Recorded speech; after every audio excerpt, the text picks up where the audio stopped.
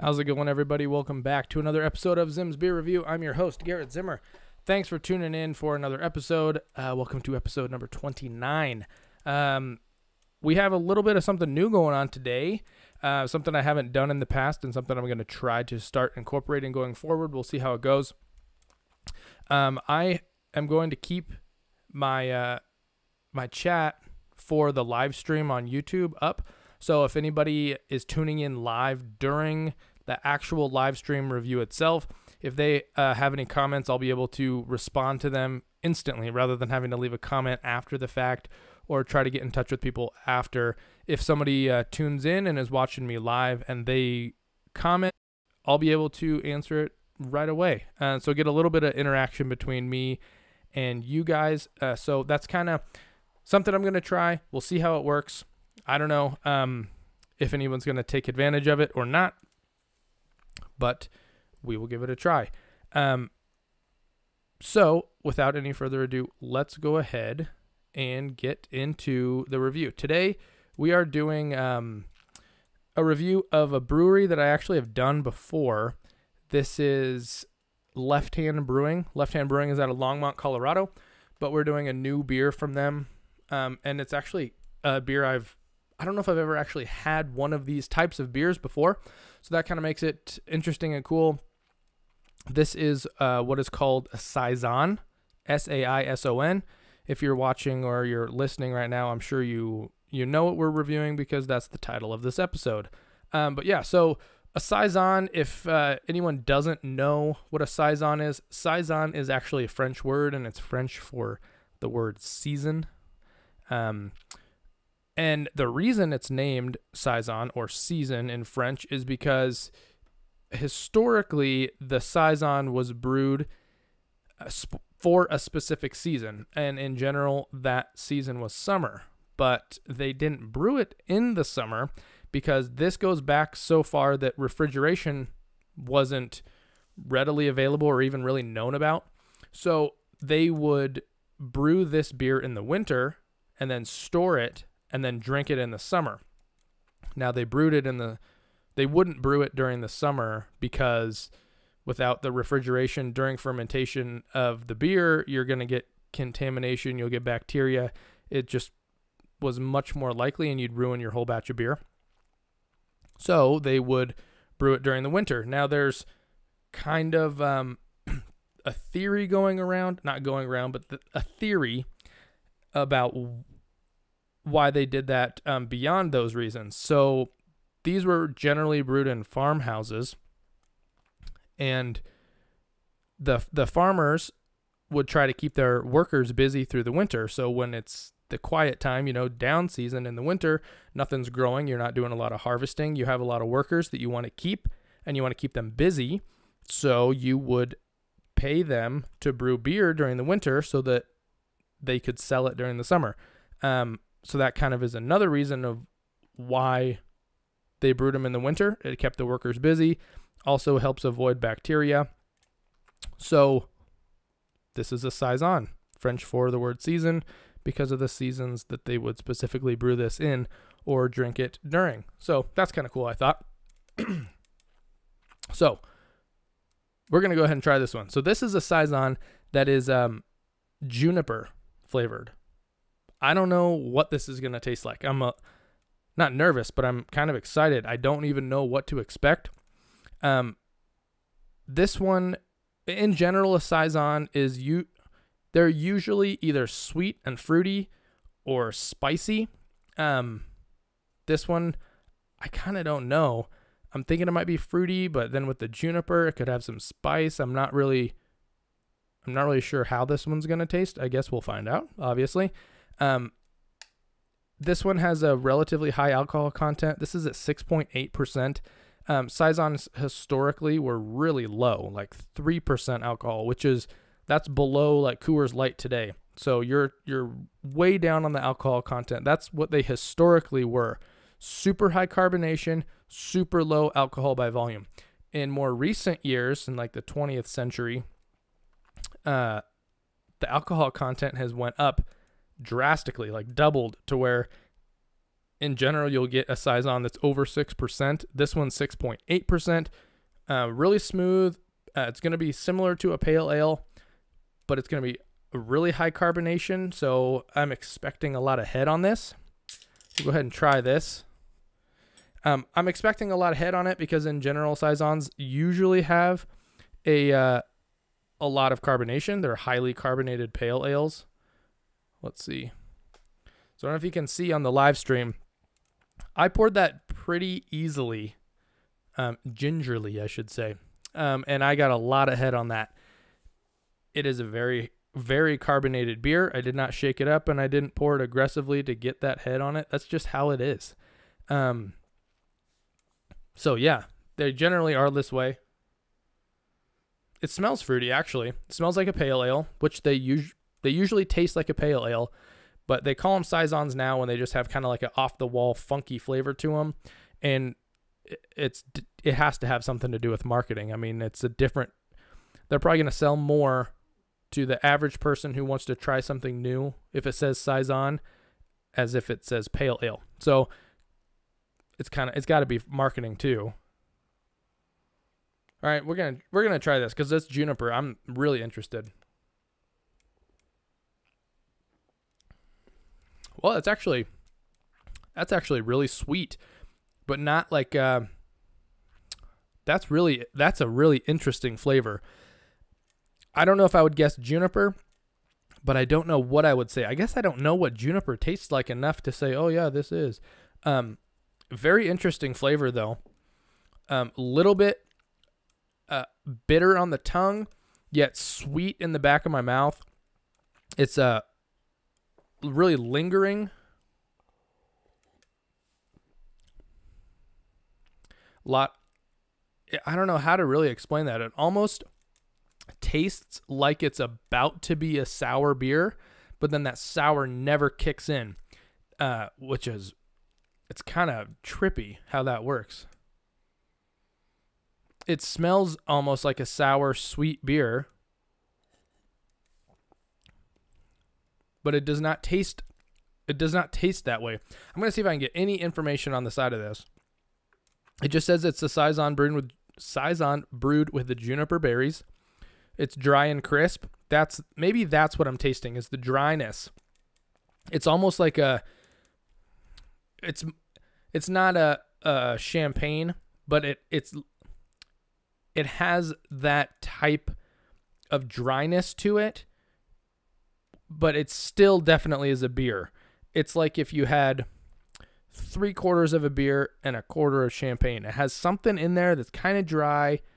It's crisp. It has a pretty good sweet flavor. I think that's what I'm tasting. It says dry and crisp farmhouse style ale. There you go, farmhouse. Mild tartness. Okay, little tart. Maybe that's what I was thinking might be bitter. With Colorado juniper berries. Okay. Yeah, the bitterness units are really low. So maybe I was just totally wrong when I said bitterness. It was tartness. It's leaning towards tart, which is it's like you're expecting a sour and it never comes through. Very interesting, actually. Not really sure what to expect from that. Hey, we're getting messages on our chat here. We have Adventures of the Green. Hi, man. Hope the beer is good. Hello. Look at chat. Yeah, I had scrolled down my page a little bit too far, and I couldn't see it. So I decided to scroll up to make sure I was doing it right, and I was doing it wrong. So thanks for tuning in, guys. I'm assuming this is Tayson, maybe Brad. Don't know. How's it going? Thanks for tuning in. I recommend giving this one a try. I don't know if I would want to drink 6 of these. I don't even know if I'd want to drink another one after this, but it is a really cool beer. It's really different. Unique, it would be a good word to describe this. It's like it does get sweeter as I drink it more. I start to taste maybe a little bit more of the juniper berries, but it really is that tartness to it. Yeah, pretty good beer. Really interesting, actually. Yeah, I enjoy that. So, gonna tell you a little bit more about Left Hand Brewing. I've done a review for Left Hand Brewing in the past. If you look back, I don't know what episode it is off the top of my head, but it was Sawtooth Ale. So if you look back at Sawtooth Ale, that was the previous the previous Left Hand Brewing review that I did. So that's going to have a lot of good information in it as well. I tried to get this episode to kind of let you know something additional or different about Left Hand Brewing that I did not have in a previous episode. So we'll just go ahead and run down a little bit of new facts, we'll say. So Left Hand Brewing was started in 1990. The founder actually got a home brewing kit, and it kind of just took off from there. He was from Longmont, Colorado, and so that was in 1990. By 1993, it had become a full-fledged brewery, and they had actually named it Indian Peaks Brewing. So they named it Indian Peaks Brewing. They're from Longmont, Colorado. Shortly after they named it and got it going in 93, they found out that there already is a brewery named Indian Peaks Brewery. So they chose the wrong name. So they had to change their name. So when they're thinking about what to name their new brewery, which is still new at this point, they only were known by Indian Peaks Brewing for a very short time. They decided to change their name to Left Hand Brewing, which is what it is today. So the name Left Hand Brewing actually comes, it's an homage or an honor to an Arapaho chief whose tribe stayed in the Longmont area. So that's kind of cool. It was an Arapaho chief who was known by Left Hand, but it was his Indian name. I'm not even going to try to say how to pronounce it, but it translates to left hand. So that's where they got the name Left Hand Brewing from, was from that. So they officially opened for business in 1994. So that shows you how quickly they realized that they picked the wrong name. So they started making beer officially in 1994, and their very first batch was the Sawtooth Ale, which I think I mentioned on the Sawtooth Ale review. So if you look back, you can find that episode. And then a couple years later, in 1998, they merged with a brewery named, I think it's Tabernash, which effectively doubled the size of their brewery. When they merged with Tabernash, that's when it really began to take off. So they merged with Tabernash, but they kept the name Left Hand, so they kind of absorbed Tabernash, their employees, all their production, distribution, and everything, and it just doubled the size of Left Hand Brewing. That was in 1998. So they steadily increased size from 1998 all the way up through 2010. And by 2010, they were one of the top 50 craft breweries in the nation, which for a relatively small brewery, I think is pretty cool. Even to this day, Left Hand Brewing only brews, I think, 60,000 barrels annually, which sounds like a lot, but when you compare it to some of the other ones that we've reviewed, I mean, we've reviewed beers whose production is in the millions of barrels. So 60,000 in comparison is awfully low, but to still be in the top 50 breweries is a pretty cool accomplishment. They have over 15 beers available year-round, which I was kind of surprised by. For how small of a brewery they are, to have 15 beers, not that you've done, but that are available at all times, that seemed like a lot to me. But they are pretty good. This is my second one that I've had from them, and I'm satisfied. I think this is done really well. I think this is a good representation of a Saison. And they actually had another Saison there. I can't remember what it was called, but I'm gonna try it because this is interesting to me. I really enjoy it. It's to go off subject from telling you about Left Hand for a second. One thing that really catches me off guard about this is the alcohol content to flavor. Usually when the alcohol content goes up like it does, up to almost 7% on this one, you taste it. You can tell, oh, that is a heavy alcoholic beer. This tastes super light. It tastes like a pale ale. If you told me this was 4.5%, I'd believe you all day, and I'd be off. I mean, that's significant difference from 4 all the way up to almost 7. But on the taste, I do not. You can't tell. You just can't tell. So anyways, like I said, they have 15 beers available year-round, and they also have 15 more beers that are what they call their specialty series or collaboration beers that are only available either a one-time only thing they did or seasonal or like just off the wall they collaborate with somebody. Excuse me. So yeah, 15 available year-round, 15 more specialty or collaborations. Upon looking on their website, they've won more awards than I even care to count. I couldn't even keep up with how many awards they had. It was just a list going back to 1998, which kind of lets you know, in order to be like a successful craft brewery, you don't have to have massive distribution. You can be relatively small and still be super successful. They're winning these awards. They're in the top 50 craft breweries in the nation, yet their volume is still on the lesser side. So it's not that you have to brew a lot to be noticed.